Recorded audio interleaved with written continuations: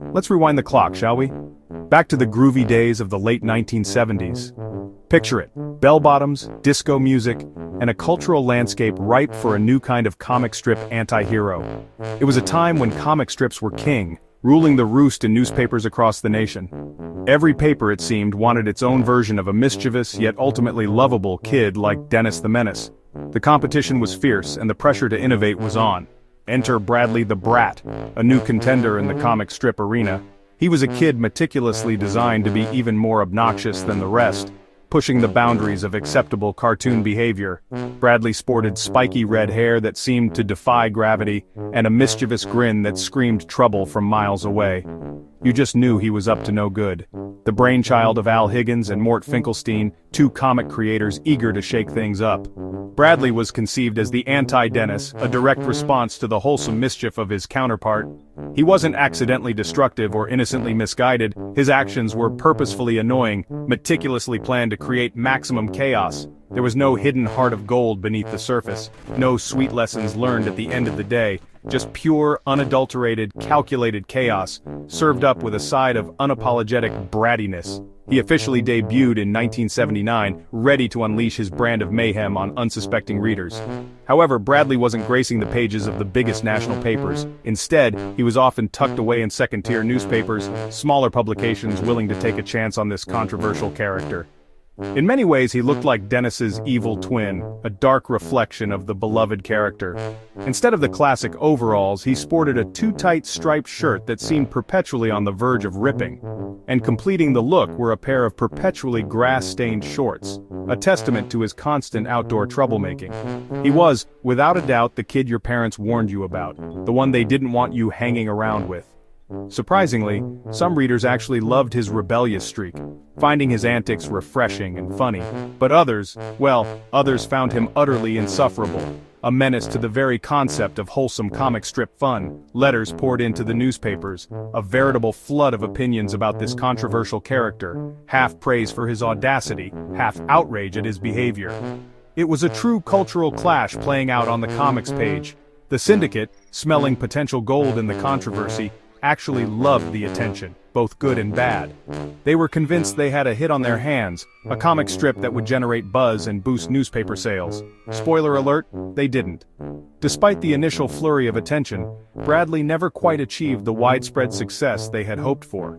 Bradley's Brat act, it turned out, was a gamble that ultimately didn't pay off in the long run. The public, it seemed, wasn't quite ready for a comic strip character with absolutely no redeeming qualities. But even though his initial run was short-lived, his story was just getting started. The legacy of Bradley the Brat was far from over.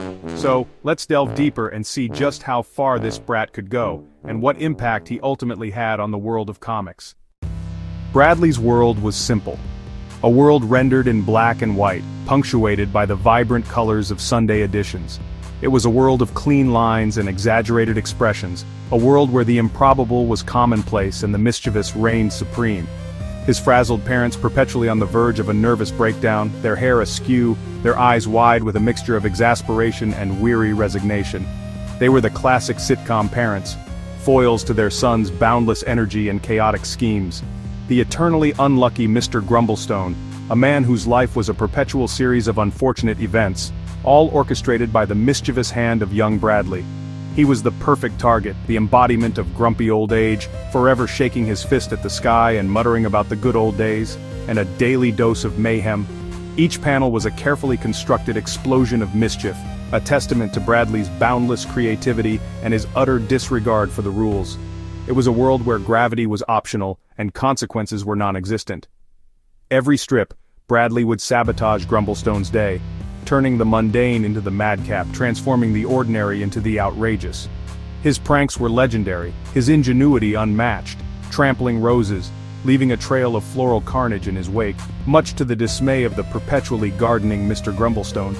Splattering fences, transforming pristine white pickets into abstract art installations, much to the chagrin of the neighborhood association. Or tying hoses in knots, creating elaborate aquatic puzzles that left Mr. Grumblestone soaked and sputtering.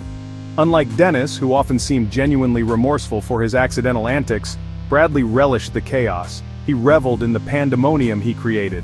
always snickering from the sidelines, a silent observer of the mayhem he unleashed, a puppet master pulling the strings of suburban anarchy. He was the villain of his own story, a pint-sized agent of anarchy, a tiny terror with a talent for trouble. And he loved it.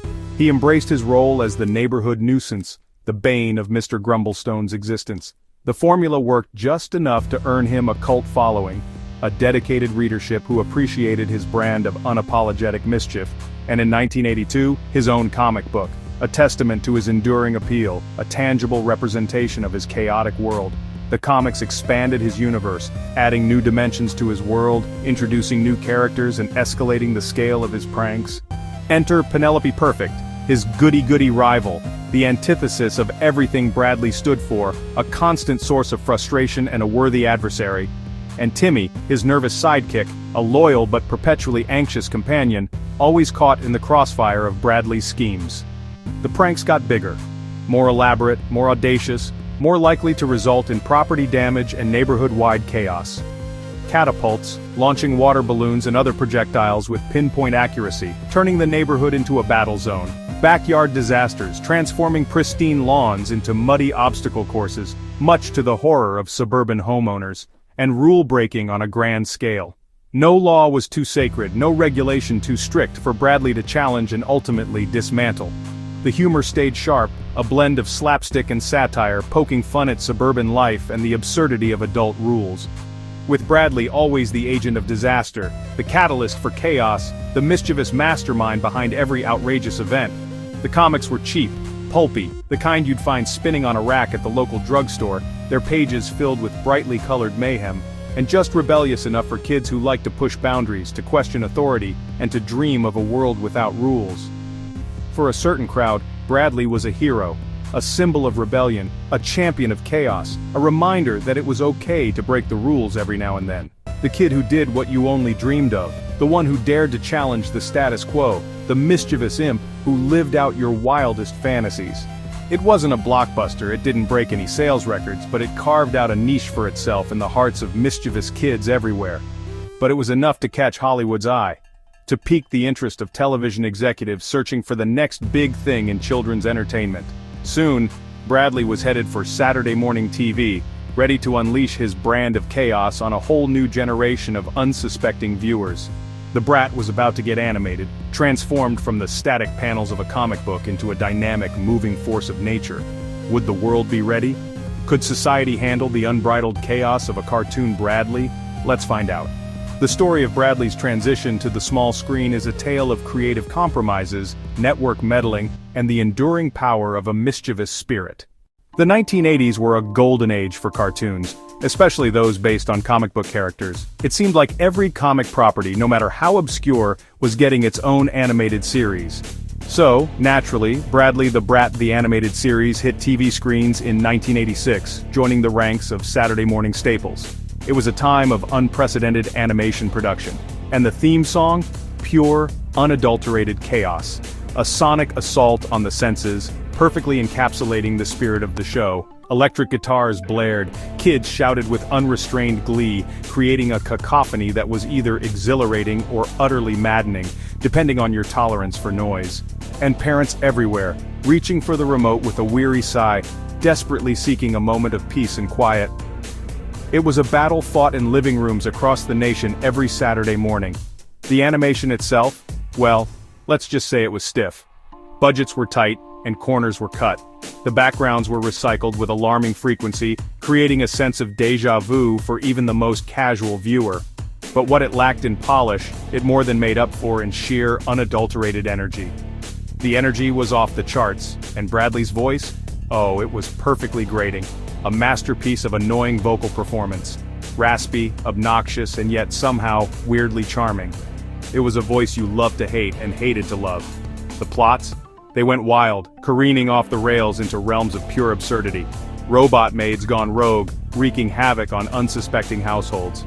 It was the future, as imagined by a sugar-fueled cartoon writer. Science fair volcanoes erupting, inevitably showering the school principal in molten plastic and baking soda. An endless, glorious slapstick. Pies in the face, pratfalls, and general mayhem reigned supreme. Surprisingly, the show even attempted to soften Bradley just a bit, hinting at a hidden heart beneath all the mischief. Sometimes he'd accidentally do good, a development that filled him with utter horror and confusion. It ran for a respectable 2 seasons, leaving its mark on the landscape of Saturday morning cartoons. It was never a smash hit, never topping the ratings charts, but it was always there, a reliable source of chaos and entertainment for kids who liked their cartoons a little unruly, a little bit off-kilter. It was the show you watched when nothing else was on, the default option when you'd exhausted all other possibilities.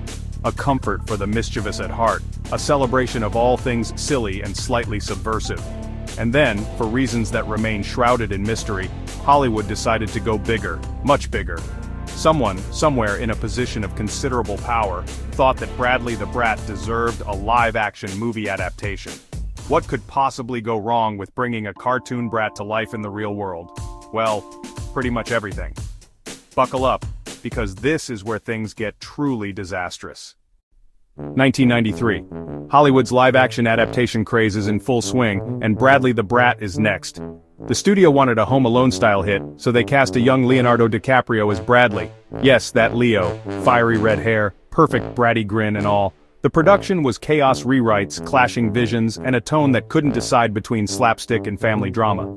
Leo gave it his all, but the movie was a disaster, mean-spirited, exhausting, and totally unfunny. Audiences stayed away, critics panned it, and the box office tanked. What worked in a comic strip was unbearable for 90 minutes. The film tried to tack on a sentimental ending, but nobody bought it. The movie vanished fast, becoming a weird footnote in Leo's career. For Bradley, it was the end of the road. The Brat's big break became his biggest flop. But the story wasn't quite over. Why did Dennis the Menace endure while Bradley fizzled out? The answer: heart. Dennis was mischievous but well-meaning. His chaos came from innocence and curiosity. Bradley was all malice. No charm, his pranks were calculated, his intentions never good. Dennis's world felt real and warm with characters you could root for. Bradley's world was a caricature, parents as props, neighbors as targets, no sense of community. Dennis's antics made you laugh and care, Bradley's just made you cringe. What was edgy in the 80s felt mean by the 90s. Dennis became a classic Bradley, a relic of a cynical era. But sometimes the failures are more fascinating than the successes. Bradley was a fad, but a memorable one. He showed us the limits of Brat appeal. And in his spectacular failure, he became oddly unforgettable. Let's see how. Bradley never vanished. He became a cult icon for the kids who loved his chaos. His comics, cartoons, and rare merch, cereal box toys, slingshots, t-shirts became collector's gold. Fans traded stories and memorabilia, celebrating their shared, offbeat nostalgia. The infamous 1993 movie, now a so-bad-it's-good classic. Midnight screenings draw crowds who cheer the worst lines and revel in Leo's over-the-top performance. Online, Bradley lives on in memes, fan forums, and lovingly archived strips. He's the anti-mascot for anyone who ever felt like an outsider. Fans don't love him despite his flaws, they love him because of them. Bradley never won, but in cult status, he found a weird kind of victory. Sometimes being a glorious flop is the best legacy, and Bradley wears it like a badge. So, what's Bradley's legacy? He started as a knockoff but became something unique. He was a brat, but he was our brat, a symbol of weird, wonderful nostalgia. He paved the way for anti-hero kids like Bart Simpson and Eric Cartman. Bradley ran with scissors so others could fly. His story is pure Hollywood: ambition, failure, and unexpected redemption. He aimed for the stars, missed, and became a cult legend instead. We have enough icons. Sometimes we need the glorious flops. Bradley gave us something weird to remember and laugh about. Here's to you, Bradley, the brat who flopped, and we wouldn't have it any other way. Thanks for the chaos.